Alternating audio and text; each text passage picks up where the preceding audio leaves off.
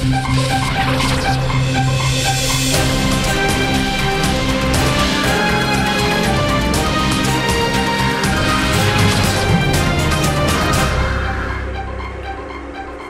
dan. Iz ljubljanskega studia 136, to so Vesti na vesti. Predsednik vlade Janez Janša je v državnem zboru povedal, da je cilj njegove vlade zaključiti tranzicijo. Pravi, da nobena prihodnja vlada več ne bo imela vpliva na gospodarstvo. Skoraj istočasno je na delu prišlo do zamenjave vodstva nadzornega sveta. Predsednica letega je postala Andrijana Starina Kosem, nova člana pa Stojan Zdolšek in Rebeka Lah. Novi nadzorniki skupaj z upravo napovedujejo tudi globlje vsebinske spremembe v naši največji časopisni hiši. Strinjamo se nekako z oceno uprave, da bodo potrebne nekatere uredniške spremembe. Želimo, da delo Osrednji slovenski časnik postane neodvisen od kakršnihkoli političnih ali pa gospodarskih lobijev. O tem bo vsekakor odločal lastnik, ki je po novem en sam. Pivovarna Laško je izvedla javni prevzem po zakonu o prevzemi in delo praktično nima malih časa. A najprej bodo začeli z novim projektom. Kot ste najbolj pripričani, bo ta teden šel nov brezplačnik Total tedna, ki bo najobsežnejša tiskana edicija v Sloveniji z naklado 350.000 izvodov in bo tako rekoč pokrival več kot 2/3 slovenskih gospodinjstev. Ki naj bi mu sledili novi? Razmišljamo tudi o novem dnevniku, da bom bolj konkretno vseeno. Predvsem pa naj bi delo postalo Srednji časopis z nekom širokim spektrom pogledov, sredinski časopis, s skrajno profesionalnimi prispevki, ker ne smemo mešati profesionalizma z ideološkimi pogledi. Torej, te stvari so jasne in uprava bo delala v tej smeri. Nova revija je praznovala 25 let. Ob jubileju so napovedali nekaj pomembnih dogodkov. Revija išče naslednika urednika Nika Grafenauerja, izbirajo pa med Dejanom Komeljem, Branetom Senegačnikom in Urošem Mozetičem. Zelo težko je pravzaprav najdeti tega primernega naslednika, se je izkazalo.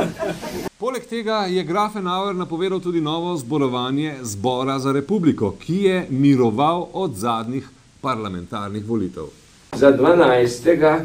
se pripravlja v Cankarjevem domu ponovno, nekoliko v zadnjem času zaspali, zdaj pa ponovno oživljeni Zbor za republiko. Bližajo se nove volitve in zbor se je zbudil. Njegov predsednik Peter Jambrek je povedal tudi, zakaj se bodo ponovno zbrali. Razen tega, da je toliko pozivov in izzivov prišlo od kolegov, da bo treba se ponovno verjetno dobiti, in to se je zgodilo v torek, 12. junija, na temo sproščene Slovenije, na temo krogo navznoter in navzven. Sproščenost, kaj? Sproščenost je očitno ogrožena. Konec koncev naj bi novorevijaše celo sledila Sova. Te domneve pa je zavest komentiral Niko Grafenauer. Hvala Bogu, bojo saj iz prve roke vse zvedeli tisto, kar jih zanima, ne pa po posrednikih. In moje stališče je še vedno takšno. Se danes itak ni nobeno vprašanje izdaljave prisluškovati ali pa mobitelom, tako da ta reč me čist nič ne gane. Ja, pa mislite zdaj s tem, da bi vam morda še vedno prisluškovali? V to se enostavno naspuščam. Vendar se je to dogajalo pa res v tistem času, ko smo se osamosvajali najbrž. Najbrž.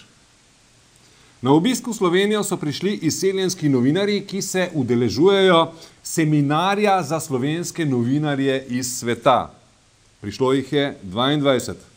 Kaj je njihova dolžnost, pa jim je pojasnil slovenski Munani Zinister. Zadnje ste po svoje tudi zastopniki te naše države in ste na nek način alternativni diplomati te države.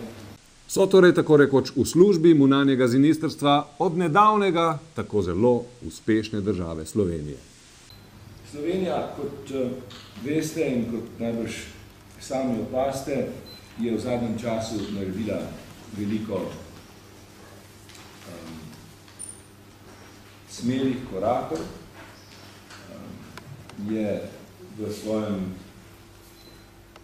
mednarodnem okolju spoštovana, je uspešna. Dimitrij Rupel je svojo trditev o uspešnosti potrdil tudi številkami. Takrat, ko je še obstajala Jugoslavija, leta 1989, je bil bruto družbeni proizvod na prebivalca v Jugoslaviji $3000. Danes v Sloveniji je družbeni produkt na prebivalca $23,000. Napredek je očiten, še posebej, če si za ilustracijo uspeha izbereš primerno primerjavo. V primerjavi s Srbijo je to seveda velika razlika. Srbija je ostala na še isti ravni, kot je bila takrat leta 1990. Še vedno ima $3000 na prebivalca. Izseljenski novinarji pa s poznavanjem Slovenije nimajo težav. Mi poznamo v Avstraliji Siddharta in Atomic Harmonic. Je še eden, ampak je slovenski hip-hop, ne se spomnim imena. Klemen. Ja, Klemen. Ja, to je ful dobro. Spoznali pa bodo tudi neodvisnost slovenskega novinarstva, kot je pojasnila organizatorka srečanja Tatjana Lesjak Klun. Jaz sem prepričana, da to vprašanje v veliki meri sami že poznajo. Ob tem, ko se bodo srečevali s svojimi kolegi, tako v RTV hiši, radijski hiši, v hiši Delo in tako naprej in ostalih, da bodo sami verjetno zastavili tudi kakšno tako vprašanje. Kultura!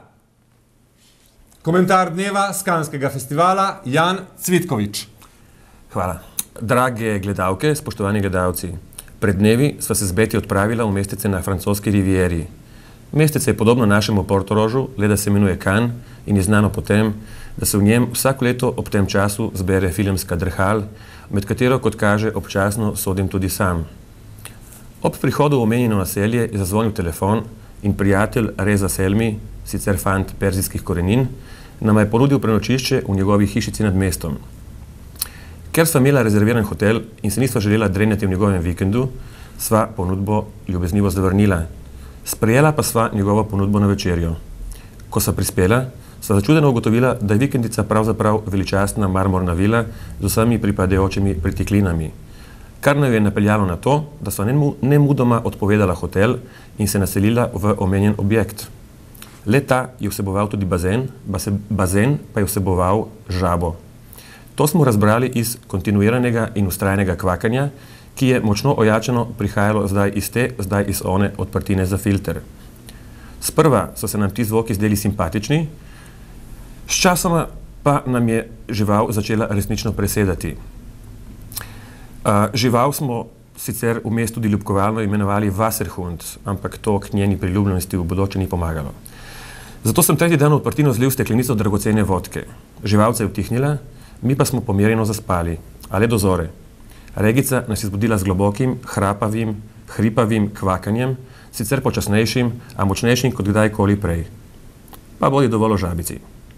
V mestu se je dogajal zloglasni festival in na njem smo v uradnem programu predstavili svoje filme, čemur je sledil sprehod čez rdečo preprogo in zabava živo glasbo. Nastopila je zasedba iz filma Od groba do groba z imenom Putrovke. Putrovke sa zedrejanje, ja parka braket kmenc hodečev. Bilo je veselo, a je kljub temu malce spominjalo na pogreb slovenskega filma. Ministra za kulturo ni bilo, bil pa je, kako simbolično, uradnik z ministrstva, ki sploh ne skriva, da sovraži novi slovenski film. Uradnik, ki, kot že galebi v Kanu čivkajo, ministrira na mesto ministra. Uradnik, ki bo slovenski film odministriral tja, ker je enkrat v davnih 80-ih že bil na dno. Žabica, a? Žabica. A vreme ste imeli? Vreme je kot ponavadi bilo. S kakšno dobro pičko videl? Videl sem 1 od 2. Še vreme? Kurčevo. Bile so to Vesti na vesti iz ljubljanskega studia 136. Nasvidenje.